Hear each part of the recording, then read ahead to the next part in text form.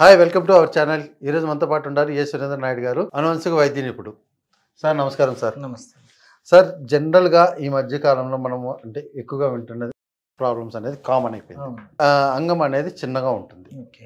అది ఎందుకు కారణం?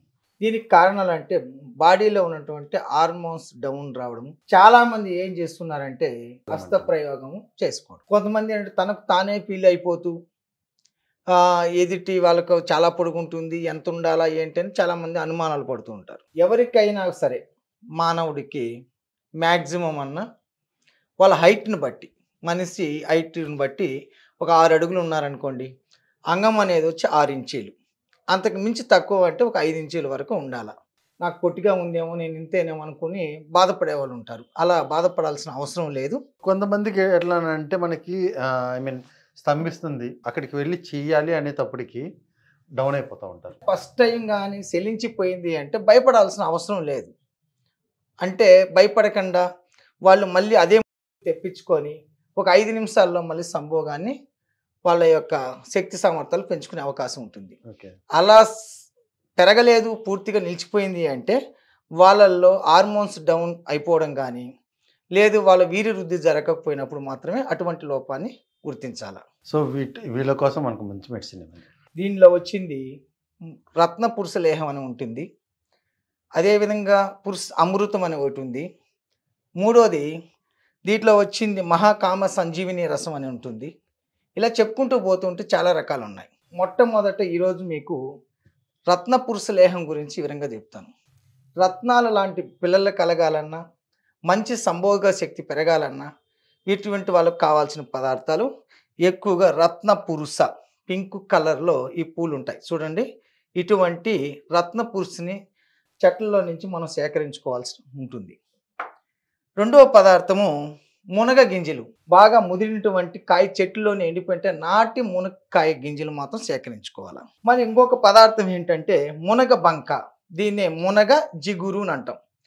ఈ మునగ జిగురును కూడా తీసుకొచ్చుకొని నేతిలో వేయించుకొని పొడి చేసుకోండి. మరొకటి పంజా మిశ్రి.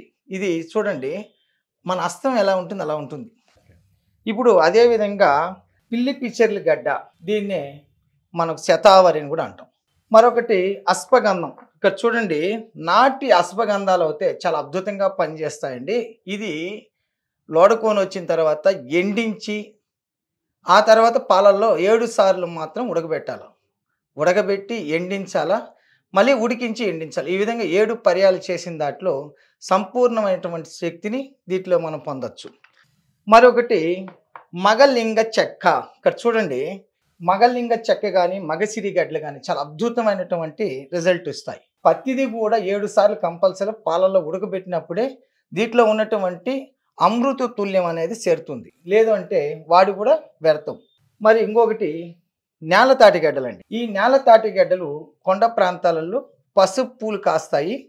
చిన్న మొక్క జాతిది. ఇది వచ్చింది. ఈ గడ్డలు తీసుకొని వచ్చి బాగా మనం ఏం చేయాలంటే నీడను ఎండించుకోవాలి. ఎండించి దీన్ని కూడా పాలల్లో ఉడకబెట్టుకోవాల్సి వస్తుంది. మరొక పదార్థము దోలగుండ విత్తనాలు. దీన్ని కూడా పాలల్లో ఉడికించుకోవాలి. ఇప్పుడు సాలా మిక్స్రీ, ఇది చాలా ప్రధానంగా వాడేటువంటిది.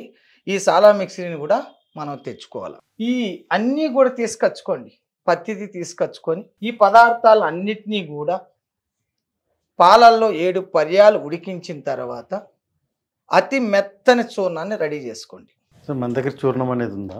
ఉందండి, ఒకసారి చూపించరా. ఇక్కడ చూడండి, మీకు లేహం అనేది ఈ టైప్లో వస్తుంది అన్నమాట. ఈ లేహం తయారు చేసుకునే విధానం ఏంటంటే ఆవు నెయ్యిని సేకరించుకోవాలి.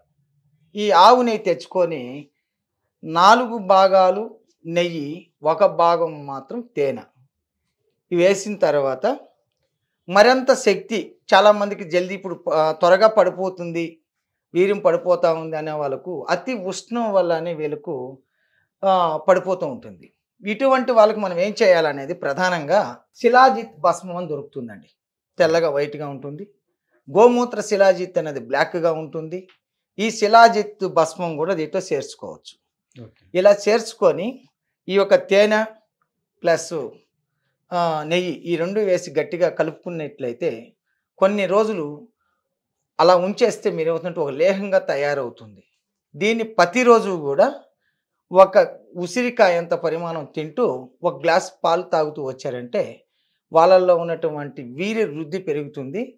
అతి త్వరగా శీఘ్రస్ఖలం అనేది కూడా క్రమేణా తగ్గుముఖం పట్టి వాళ్ళకు టైమింగ్స్ అనేది పెరుగుతుంది. అండ్ ఎన్ని రోజులు వాడాల్సి వస్తుంది? ఇది వాళ్ళ శరీర గుణాన్ని బట్టి మామూలుగా వాళ్ళు వాడుకోవాల్సిన విధానం ఎలా అంటే ఒక మండలం ఆయుర్వేదం చెప్తుందండి. మామూలుగా 41 రోజు వాడుకోవాలి.